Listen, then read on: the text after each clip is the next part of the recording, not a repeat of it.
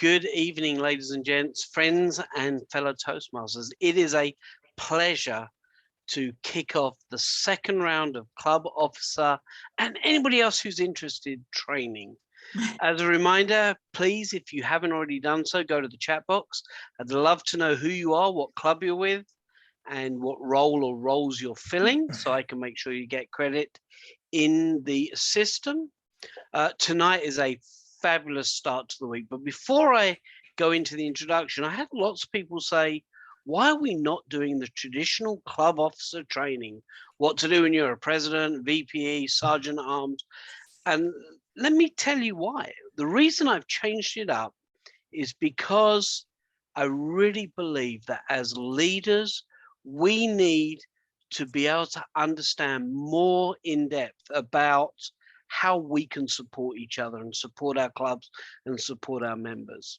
So with that in mind, I invited our speakers for this week to really take that box, put it aside, as Margaret Page said once in our presentation to the district trios, and really reimagine how we can work together. So I am so excited that we are doing things a little differently. For those of you that still need to know what to do in your role, I will at the end of this session remind you where to find the videos on our District 11 website, as well as on the District YouTube channel. But without further ado, it is time to get moving with this evening's one. Did you know that today is International Day of Mentoring, as well as many other amazing events, and also, of course, here in the US, Martin Luther King Day. So it is very fitting that we start this club officer training with a guru of habit forming and an amazing person who really can tell us what we need to do to help mentor people and celebrate. So it's with great pleasure I thank you for joining us this evening, and it's my pleasure to turn over to Paddy Pickfrankie for this evening session. Thank you so much for that introduction. Good evening, fellow Toastmasters. I have to say this is the largest audience I've ever spoken to in Toastmasters, not in my life, but in Toastmasters. So I'm super nervous. No, just kidding. I'm not nervous. What I would like to do first of all is to remind everybody to put your name and your club role and your club number in the chat to make sure that you get credit for participating this evening. That is super important. Okay, and now I'm going to go ahead and share my screen. Can you see my screen? Got it. Yep. If you want to just maximize, we'll be good.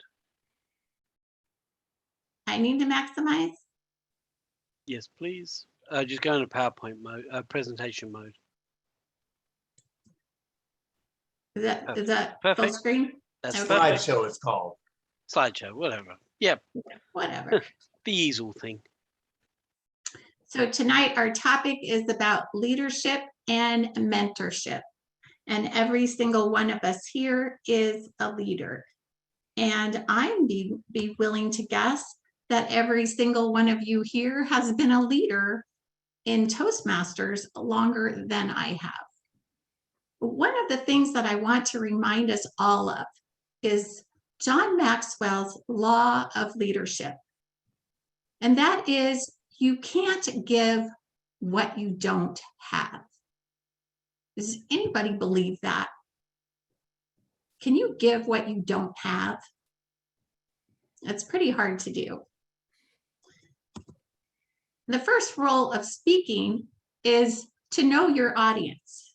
And since I don't know all of you, what I would like us to do is go through and actually each of us introduce ourselves with our name and our club and how long you have been in Toastmasters leadership and in what area do you want to grow as a leader? Because if you're not growing, then how can you help other people lead? So who would like to go first?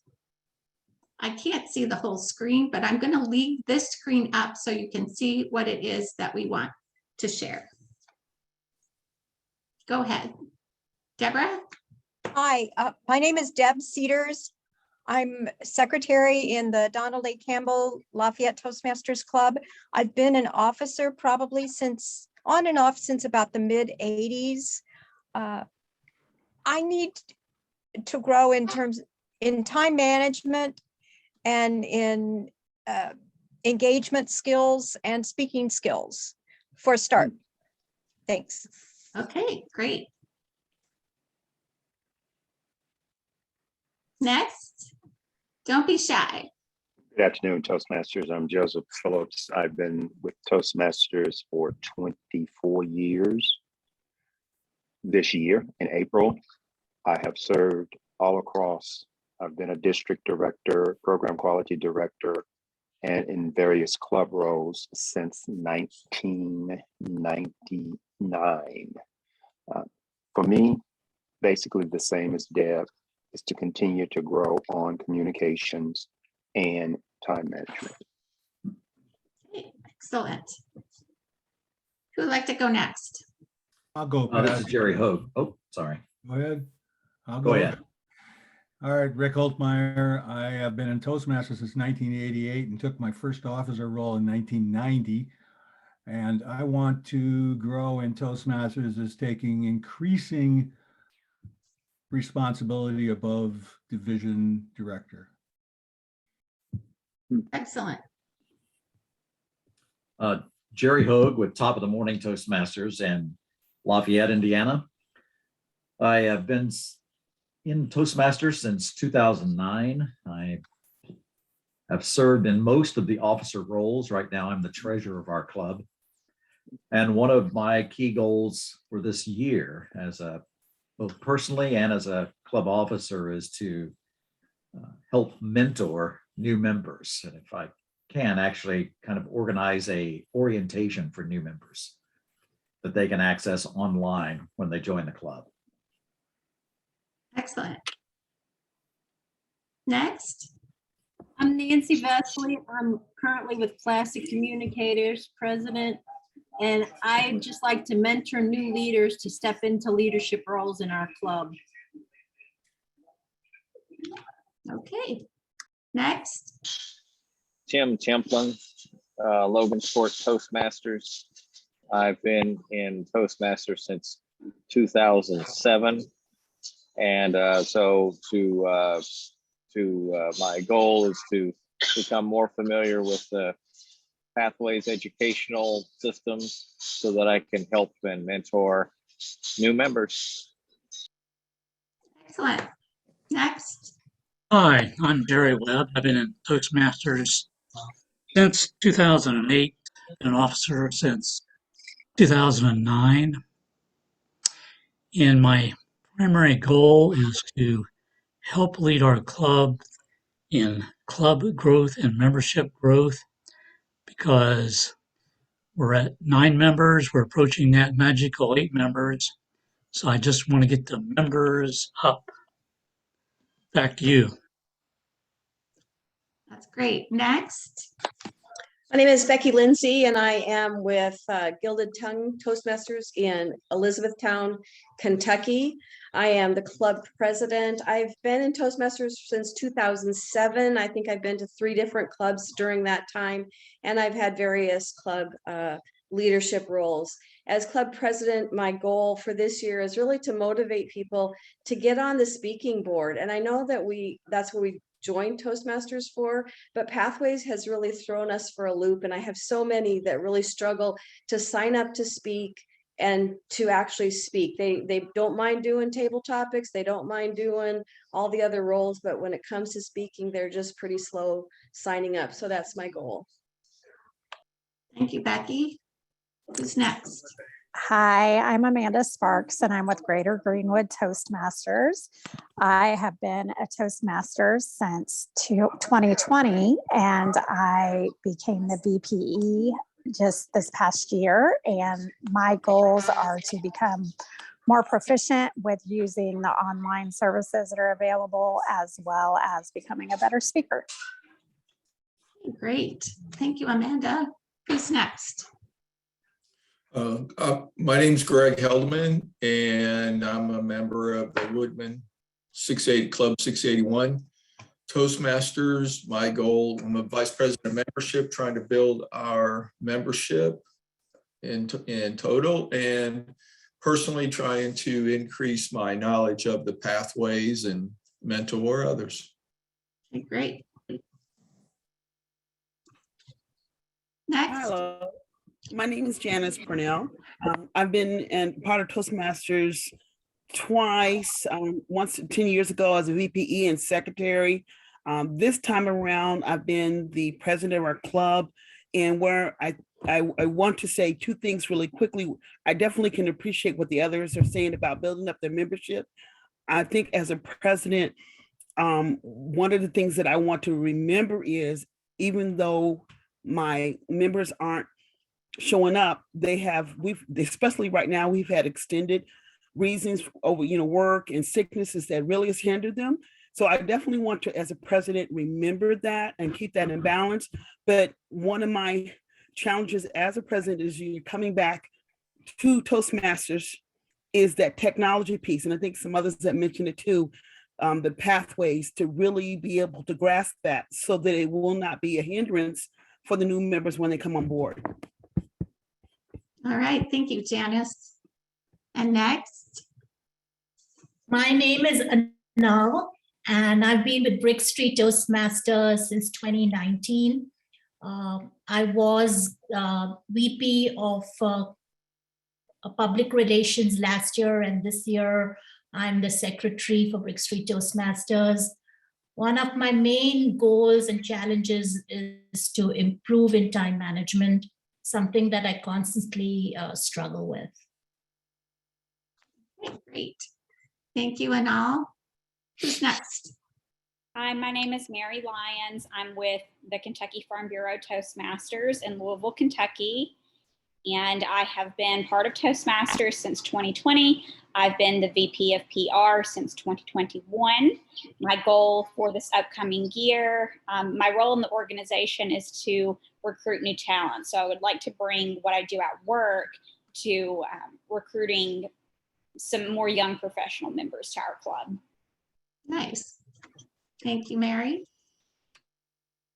Who wants to go next? I'm David Eaton with Talks. Can you see me? Yes. Okay. David Eaton with Talks, Fort Bend, Indianapolis, Lawrence, Indiana, really. I'm president of Talks. I'm president of the Talks Club. I've been president for the past year. I've been a part of Toastmasters for about 6 years now. My main goal is to improve my communication skills in a lot of different areas. And the second goal is really to develop leaders through Toastmasters, providing individuals with the skills that they need to be future leaders through developing more confidence in the communication skills and the roles that you play within Toastmasters. Thank you. All right, excellent. Thank you. All right, we don't have time to do everybody, but I'd like to take at least 5 more people. So who would like to go next? Hi, everybody. I'm Cindy Garlock with the Brick Street Toastmasters. I've been a Toastmaster for about 7 years. And my goal, and I'm president this year, my goal for our club is better communication as well as strengthening our mentor program. I believe so much in mentoring and how much it does for the people who are mentors as well as mentees. It is life-changing for both people, and I would like to strengthen that in our club. Great, thank you, Cindy. Who's next? I'll speak. I'm Tyson Smith. I've been a president. I've been a member of Tuesday Night Toastmasters for 5 years. And since then, during that period of time, I've served as really all of the officer positions except secretary and treasurer.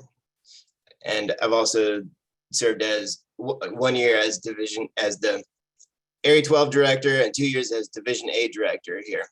And I've learned a lot. I've grown a lot through Toastmasters. I've stepped back recently, and I'm actually using what I've learned and grown and how I've grown through Toastmasters to build a life, to build a career. I actually just started working at the South Bend County Public Library, the main branch. The big main branch downtown has been closed for 2 years for remodeling, and it just reopened. And now I'm working there in customer service as a library technician, and I'm actually building my career there.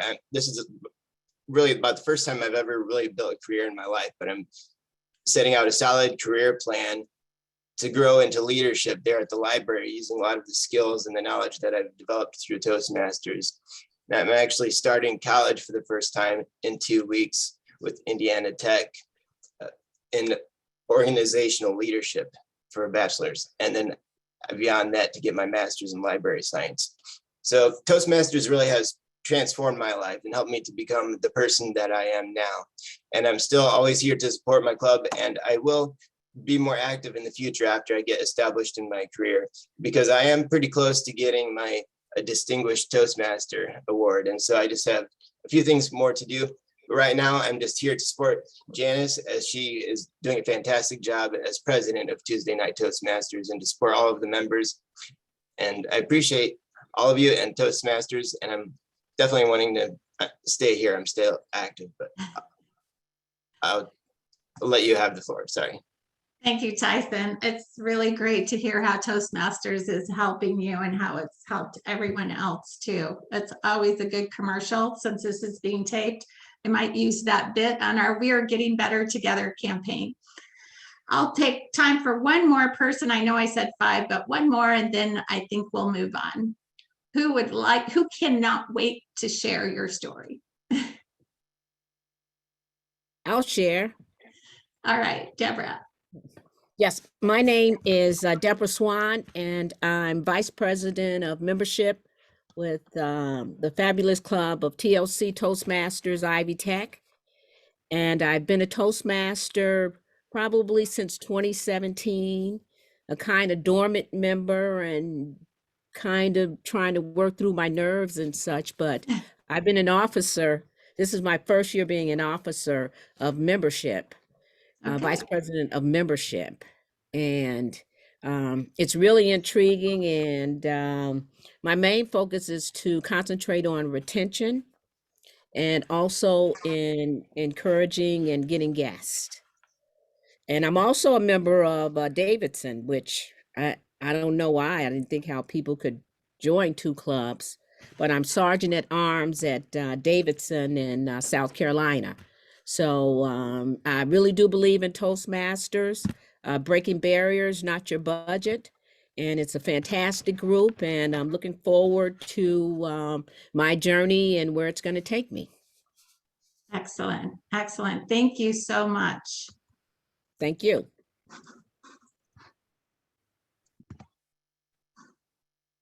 My thing seems to have frozen. Okay. Leadership in a corporation and leadership in a volunteer organization is completely different. Wouldn't you agree? Sometimes it feels like we're trying to herd cats. And I don't know about you, sometimes it feels like we're trying to herd feral cats. And that's because we really have to use our true leadership skills. We cannot act like a boss or a manager when it comes to a volunteer organization. What I tell everybody is Toastmasters is the best place in the world to practice your true leadership skills. Why? Because you cannot rely on position or authority. Even the district director cannot rely on position or authority to get people to do things. None of us get paid for what we're doing. Everybody is a volunteer. So what are the characteristics of true leaders? And these are the things that we really want to remember and incorporate into how we work with other Toastmasters. The first one is you want to coach people, not tell them what to do, but to actually coach them. You need to depend on goodwill.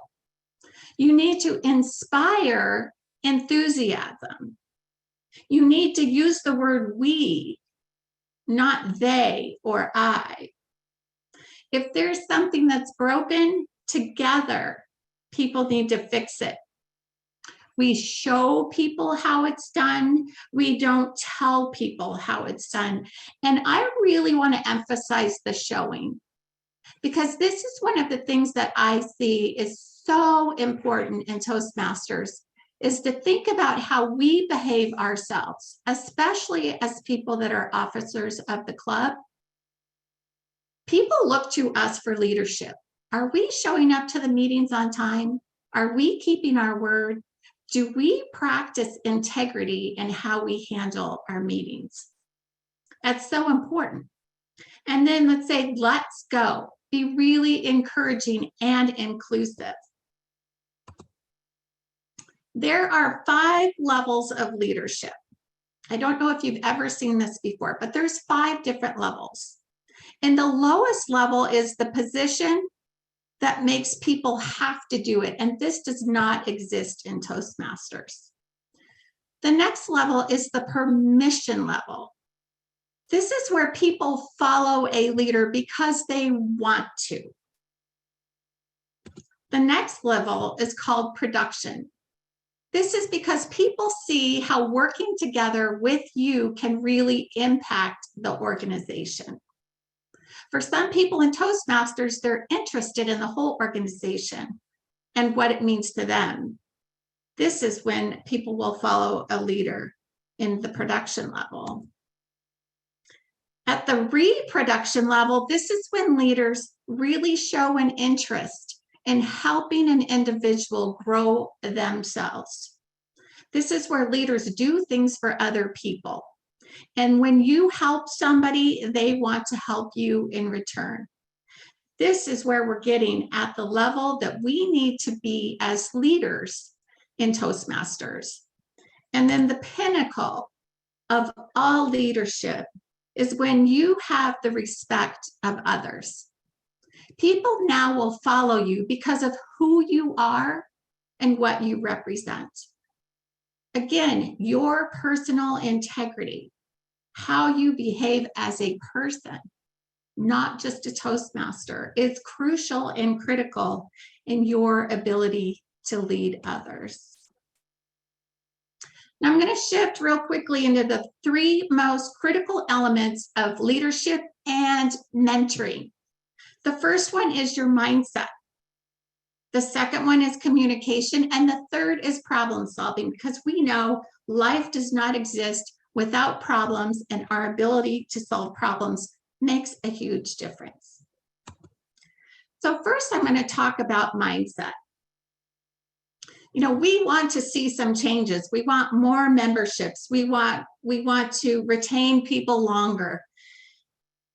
They say that leadership in the 21st century requires an ability and a willingness to make changes that will positively enhance both the organizational and personal growth. Because all organizations are perfectly designed to get the results they are getting right now. We, as an organization, are designed to get the results we are getting right now. But if we want different results, we have to change what we're doing. So this is really important. It's a mindset of change. So I want you to ask yourself, what zone are you in right now? Are you in the coasting zone? The coasting zone is defined by I do only what I do to get by. The minimum requirable viable product. That's what I call it. Just enough to check the box to say, yep, I was president, or yep, I was secretary. Are you in the comfort zone? Are you doing what you've always done? This is a great way to stay getting the same results that you always have.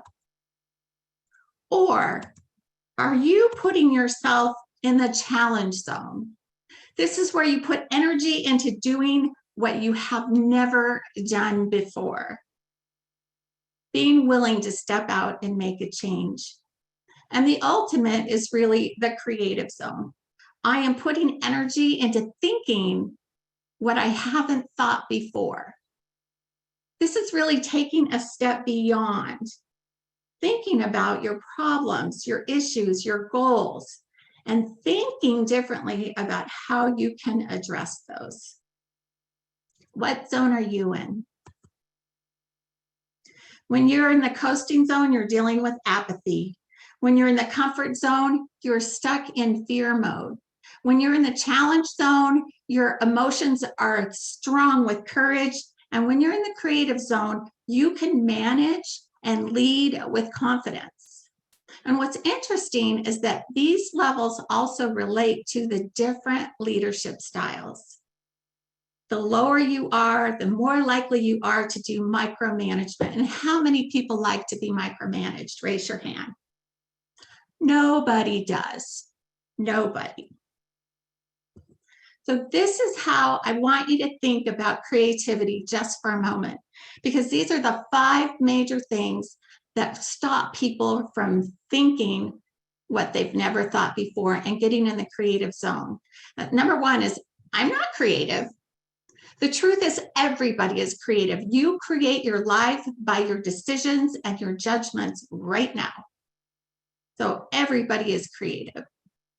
Number 2, failure is bad. If I try something and it fails, that's bad. It's not at all. Failure is how we learn. So we have to be willing to step out and try something, even if it's not perfect, which is number 3.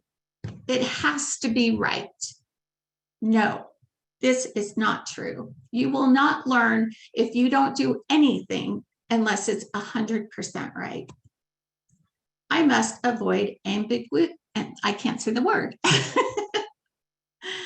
It has to be clear, straightforward. No, anytime you try something new, there's not a predetermined way to do it. And I must follow the rules. Yes, within reason, but there's always some wiggle room. So I want to encourage each one of you personally to think about how you are behaving as a leader today. Are you demonstrating by yourself in front of other people that you're willing to grow and challenge yourself? How often do you learn something new intentionally? How often do you try something different? How often do you find a better way? See something bigger? Or here's my personal favorite, lean into resistance and say yes to opportunity. When somebody asks you, would you be willing to participate as a judge in a speech contest? Wow, that's a lot of responsibility. Most people shy away from that. But as a leader, you should be saying yes to an opportunity to grow and lean into that resistance. Evaluate yourself for how you are performing on these things, because these are the things that you're asking your members to do to grow. And if you're not doing it yourself, why would they? The next thing about leadership is communication. And I know in the Toastmasters module, they talk about the different styles, the D, the I, the C, and the S. And to understand these more thoroughly, you have to see that they're related by tasks, people being outgoing and reserved. How often do you take into account what type of person you are dealing with when you're mentoring or leading? Does the D personality receive the same information well as the S? The answer is no. And I can tell you as a professional coach, that I never start a coaching arrangement until somebody does a personality assessment to see how best to communicate with them. So you can really tailor and be more meaningful with the way that you communicate people when you understand them. So just real quickly, these are coming from the same standpoint. There's only 3% of the population are Ds, and their biggest fear is that somebody is going to take advantage of them. When you understand that, you know how to talk better to them. And when you communicate with a D-type personality, you need to be brief, direct, and to the point. You ask what and not how questions. You focus on the results. And if you discuss a problem, you need to talk about its outcomes. The I personality is 11% of the population. Their greatest fear is rejection and loss of approval. When you talk to an I personality, don't do all the talking, let them talk. And please don't ignore their ideas. You need to allow time to socialize and follow up with details, because I's tend to forget a lot. I'm one of them. 4 short 10-minute discussions are better than 1 40-minute discussion. It is so true. Small bites of information will help them retain it. The S personality is 69% of people. Their greatest fear is loss of security and confrontation. S's hate confrontation. When you communicate with an S personality, you want to create a friendly tone for the discussion. You want to show interest to them as a person, not as a Toastmaster, but as a person. You want to minimize the potential for confrontation, and you want to give definition to your goals and everyone's role. And most importantly, you need to give them some time to adjust to any changes. So you're not going to push these people to make decisions right away, right now, to give you information to share, because they are less likely. Now remember, 69% of the population fall into this category. So if you're going to develop any program for everyone, this would be the target audience that you would want to address. And then the C personality. Their biggest fear is criticism. Now we know Toastmasters is a great program to help people deal with constructive feedback, also known as criticism. So this is a great opportunity for C's, but how you motivate them is going to be very different. 17% of the population fall under this category. Communicating with the C, you want to provide all the details. Not just, hey, you want to be this, this has to do this and this and this and this. You have to provide facts. You have to be very precise in your explanations, very specific. And you have to allow time to answer their questions, because they're usually going to have a lot. The other thing I want to emphasize is that nobody is just one of these personalities. We all have elements of all of these characteristics in our personality. And when you have a detailed analysis of your own self, you will see that you have what percentage of the different ones. So some people are more tolerable than lack of details than other, for example. And our personalities tend to change when we're under different situations. For example, when people get stressed, they can have a really shooting up of, now I need to have concrete details. But when they're not stressed, they don't. This particular report also looks at leadership qualities. The different qualities that are presented are influencing, directing, processing, detailing, creating, persisting, and relating. So if you're interested in having a more detailed analysis, you can let me know. Communication skills, I say, is the most important skill, period. Your mindset is your mindset, but communication is a skill. And 99.9% of all misunderstandings and disagreements are nothing more than a lack of good communication. So first of all, these are the habits in communication that I recommend everybody get to really connect with each of your members in your club and people that you're working with, whether it be in Toastmasters or anywhere else. First of all, you need to ask open-ended questions. And I like to get in a practice of not asking why. Not why did you join Toastmasters, but what brings you to Toastmasters? In some cases, when people hear why, they feel defensive, like they have to justify and explain themselves. So when you can ask the same question without a why, it really it stimulates more discovery. And you want to know who it is that you're talking to. You want to give them an opportunity to speak and to share their story. And the number one rule of communication and speaking is to get to know your audience before you start that process. The next thing is to actively listen. You've asked the question and now you want to actively listen to what they have to say. A lot of times we're thinking about what we want to say next instead of listening to what people are actually saying. And a good way to make sure that you are actively listening is to employ this habit of doing perception checking. Perception checking is repeating back to the person what you just heard.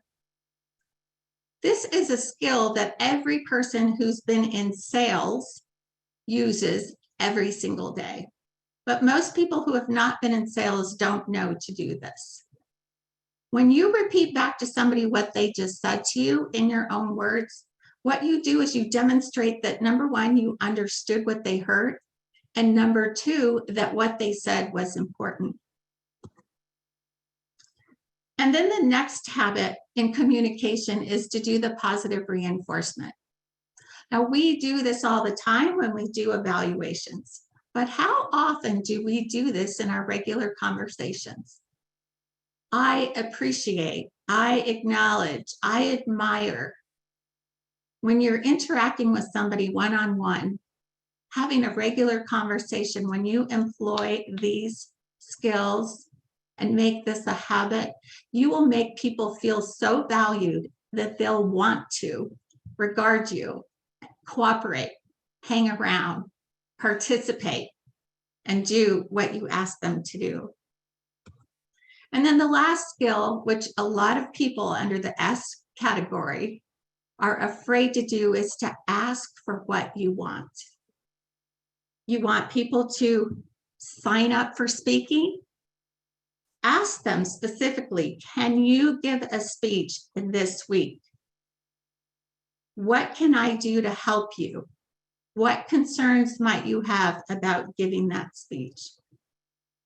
It works really well for me. I specifically ask people to participate in the meeting with a role. When they're new and they're uncomfortable, they still stand up and do it because I've taken a personal interest in them succeeding, and I offer my help to let them satisfy any concerns that they have. And the last one is with problem solving. Here's an attitude you can always take a look at when life gives you lemons. Don't just make lemonade, but sell it at a profit. Take it beyond just making lemonade. Look at how you can accept that problem and turn it into something super positive. Whenever we have challenges, instead of facing them away, you want to accept that that challenge is real and it is not going away. You want to evaluate the facts and gather the details. Take into account your own strengths and weaknesses. If you are a self, you're afraid of confrontation, or to ask for what you want. Explore other solutions and pick the best one. And you can always tap a mentor on the shoulder, somebody who's been in the same situation, somebody who's done this before. And don't give up. Keep going until there is an acceptable solution. So when you go to your mentors asking about a situation or a problem that you're dealing with, here's the steps to do that. Make sure that you have your situation, that you know what's going on and why, that you identify the history and the background. You assess what's going on, make a recommendation, and then listen carefully to your mentor. This is all about mentoring. Here I have a question for you. This is an image of mouse cartoons. How many of you think that the most popular mouse is Mighty Mouse? Mighty Mouse worked solo. He's not the most well-known. The next mouse worked in partnership. Together, Tom and Jerry are more well-known than Mighty Mouse. But the most popular and the most successful mouse is Mickey Mouse, because Mickey worked together with a full community. And in leadership and mentorship, it's not a one-person show. It is all about the community. Standing individually, influencing everybody around you. We influence each other. And that's what leadership and mentorship is all about. And at this time, I would love to hear what you think are the things that have helped you in your leadership and your mentorship.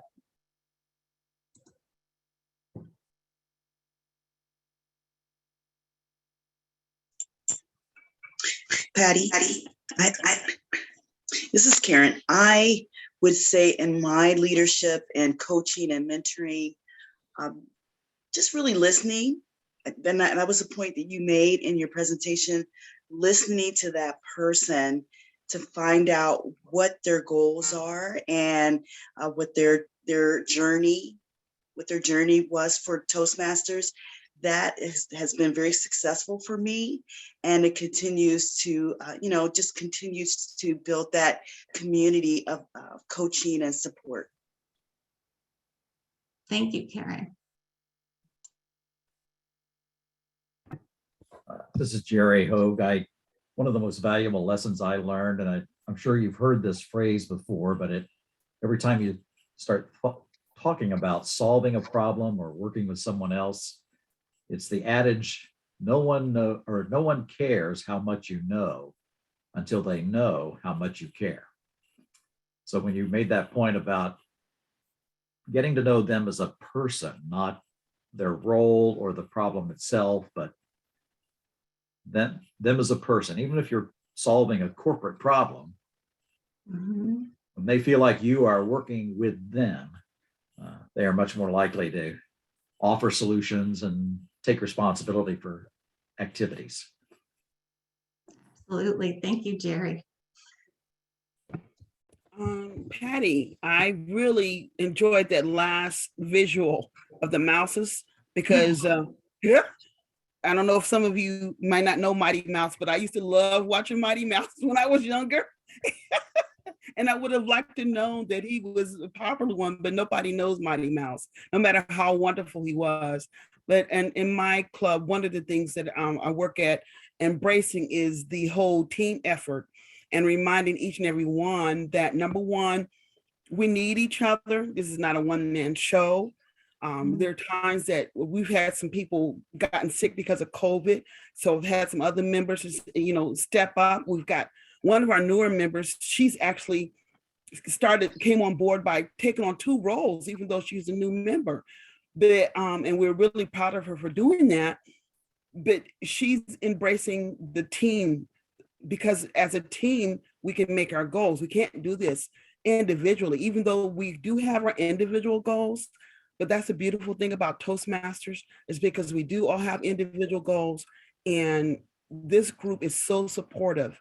I love being a part of Toastmasters because of the encouragement that I receive from everybody all the time. Thank you.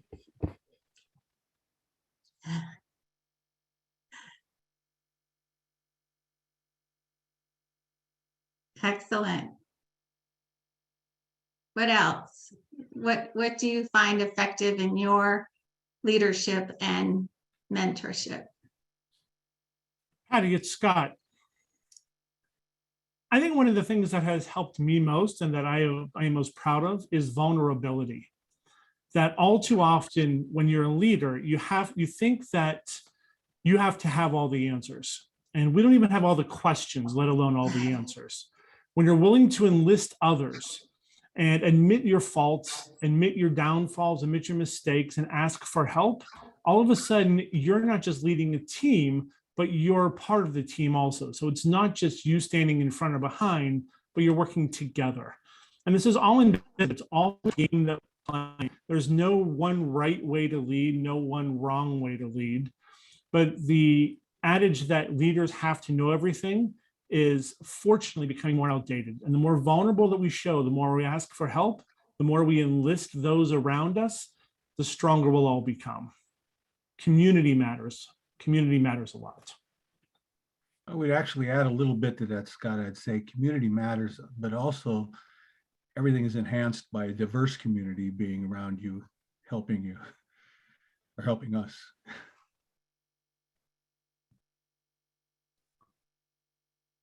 Right, absolutely. And Rick, I'll take yours one step further as well. We'll go back and forth here. I think that there's a misnomer about diversity, that if you have diversity in the room as to who might look different than you, that's enough. And I would say that is not even the start. That it should be diversity of thought, of opinion, of action, and a willingness to be open to other people's experiences, because we're all looking at the world through our own lens. And if you're willing to open up to that diversity of different people's experiences, you'll find solutions and questions you never even imagined. That's the wonderful thing about Toastmasters, is we learn to be open to others. Yeah. Scott, it's Mark. Patty, let me add one more thing onto that. So when I first got my first set of keys as a manager, my boss took me aside and he said, remember one of two things: people manage process, people lead people. And you should never forget where you've come from in order to become a leader. And that's the best leaders, when you know that whoever you is following you, you've been in those footsteps as well. That's a critical piece. As a people leader at work, I have discovered two things. One, when somebody reveals the vulnerabilities, I have to respect that vulnerability. You honor me to share your vulnerability. Therefore, I'm going to ask the question of what can we do together to problem solve this? So it's not like the person are by themselves. We're doing it together. We're holding hands. We're going forward. I had quite a few Toastmasters come to me. They're terrified. For whatever reason, they're just like stuck. And so when I had my one-to-one with them, share the vulnerability, I had some suggestions for them. And so they took that mindset in there. And the reason why they remember that suggestion is simply because what we did made them feel good. So they have the memory of that incident, saying, I have a memory that made me feel good. And they don't ever forget that. And leaders are born from that environment as well, because they will remember how they were left, take away, feeling good.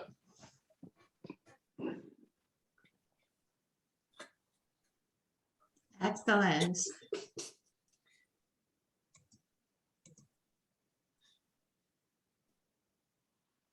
Who else wants to share something about their success in leadership or mentorship? I think it's super important for both the mentor and the mentee to understand that it's a team effort. I've had situations over the last few years where the mentor says that the mentee didn't reach out to them, so they didn't know they needed help. And then the mentee thinks the mentor should be reaching out, and basically nothing gets done, so that they both understand that it's an open communication and that they're a team and they're trying to succeed together. So the mentor needs to reach out and say, hey, I noticed your timer this week. Do you know what that entails? Do you need any help? And the mentee to say, hey, I'm the timer this week. Is there any tips you have or best practices you have? So that even if the mentor isn't attending that meeting, they've talked to the mentee and made them feel comfortable to do as good of a job as they can. So it's just that it's a team effort and they both need to reach out to each other.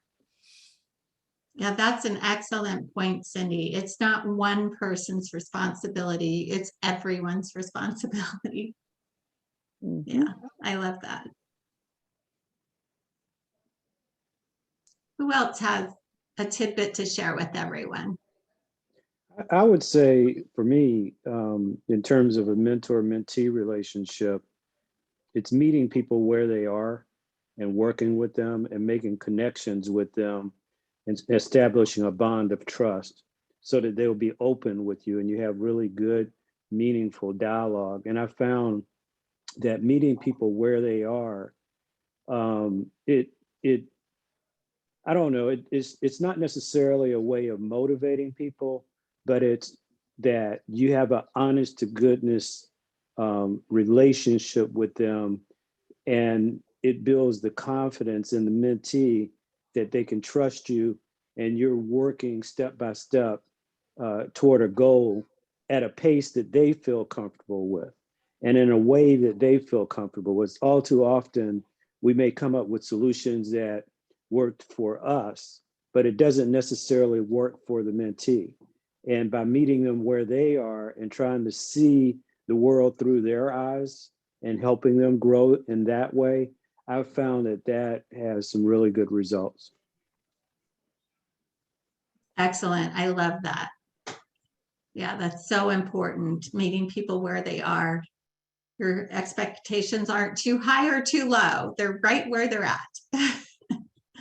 And that makes people feel important and appreciated. And nothing is more motivating than that, right? And that when you feel like somebody, as Jerry said, cares, you know, that you're heard, that you're respected, that always is going to bring around cooperation and motivation.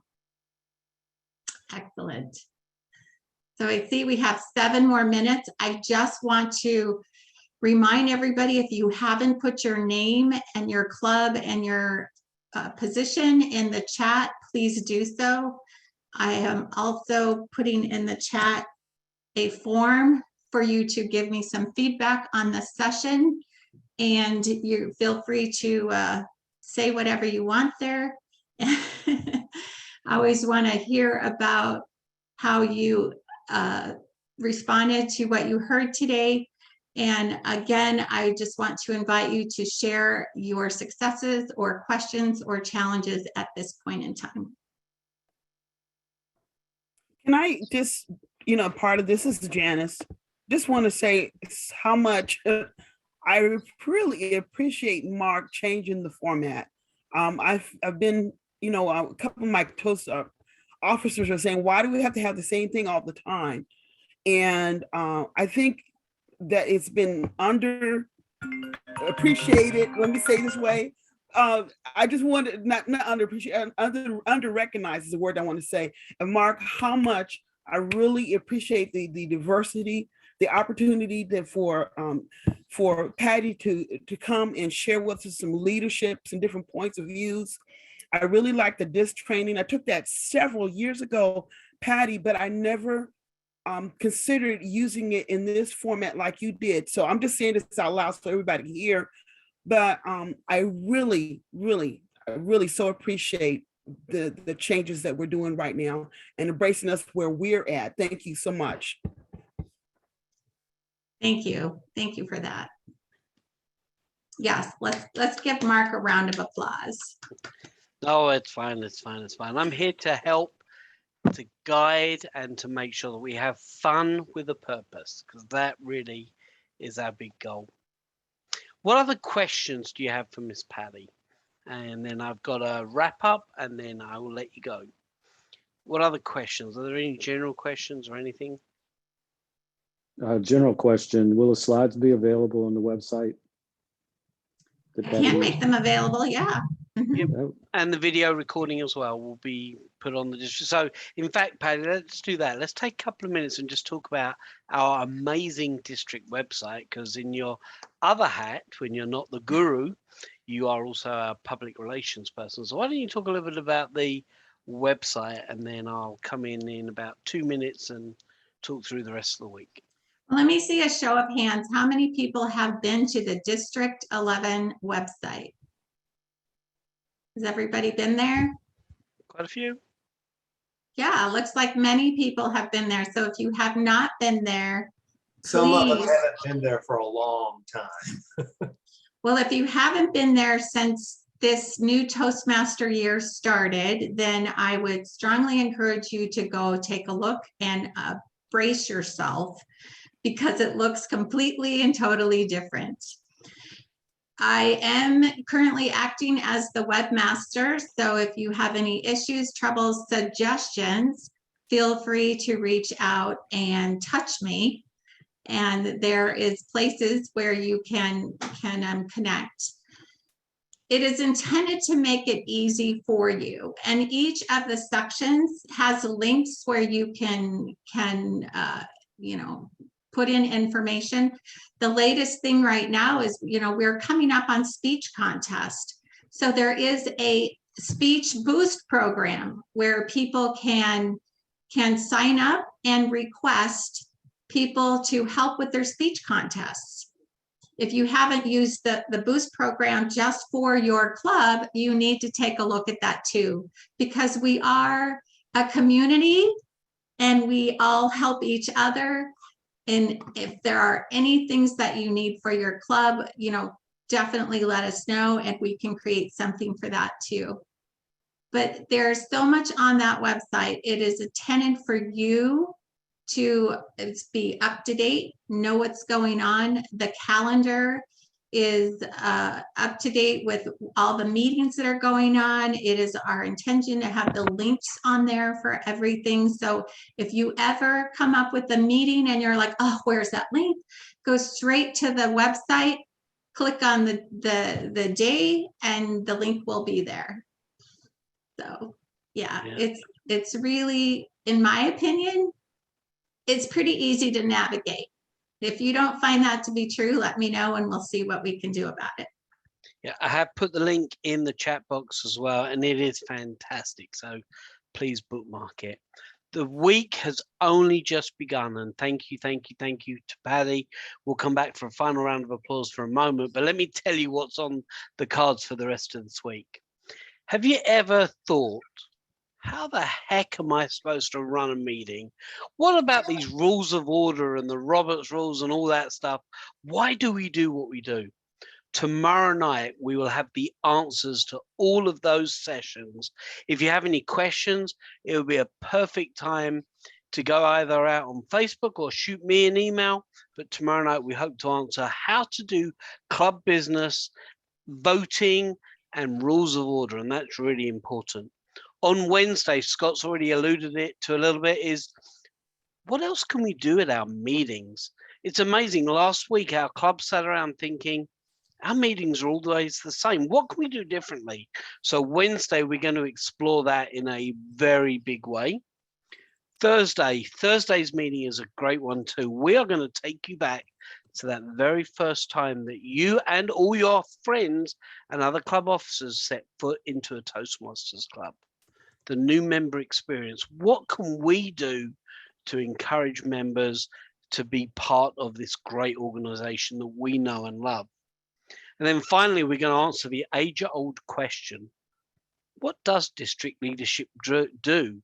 and how can you be a part of supporting our district leaders. So we have five fantastic sessions.